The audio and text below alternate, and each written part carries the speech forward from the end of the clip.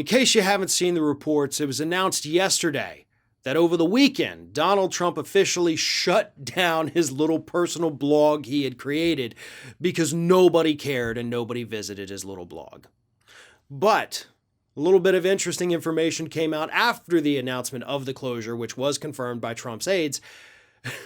There were two recent emails, one from the Trump group and then one from the National Republican Congressional Committee, both of them begging people to go visit Trump's blog because, I guess, because he's got hurt feelings.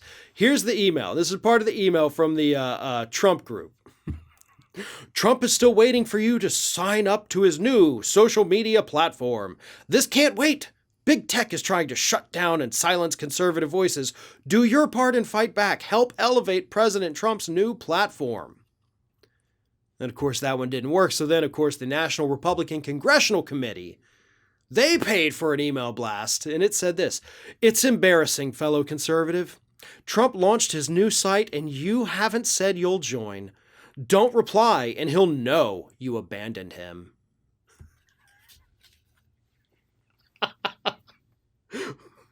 Could you make the guy sound any more pathetic?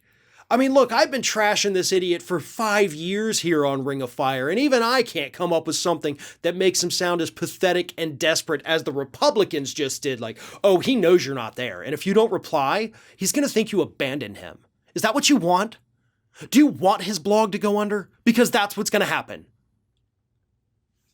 Y'all are ridiculous. Like, absolutely pathetically ridiculous. Now, a couple weeks ago, and by the way, I think the blog was actually only active for 29 days. 29 days. So before, like about a week or two after it launched, which would have been, I guess, a week or two before it was shut down, stories came out saying that nobody was going to Trump's blog. Nobody cared what he had to say. Nobody was sharing the posts. And let's not forget, that was the whole goal of this, because Trump was banned from Twitter and Facebook. He was going to put these little posts on his blog. It's not, I don't know why they call it a social media platform. You can't go on there and post stuff either. Only he can. That's a blog, dude. You made a blog, and it failed. So anyway, he was going to put these little posts up on his blog. His hardcore dedicated followers were going to go to the blog a couple times a day, copy and paste what he had said, and then send it out on social media.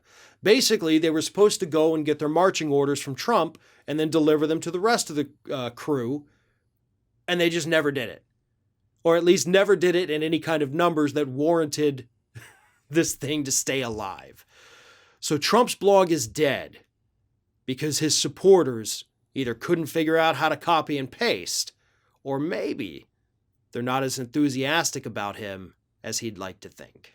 Thanks for watching, and if you like what you saw, make sure you subscribe to our YouTube channel for fresh content every single day of the week. Just smash that subscribe button, and of course, don't forget to like, comment, and share the video.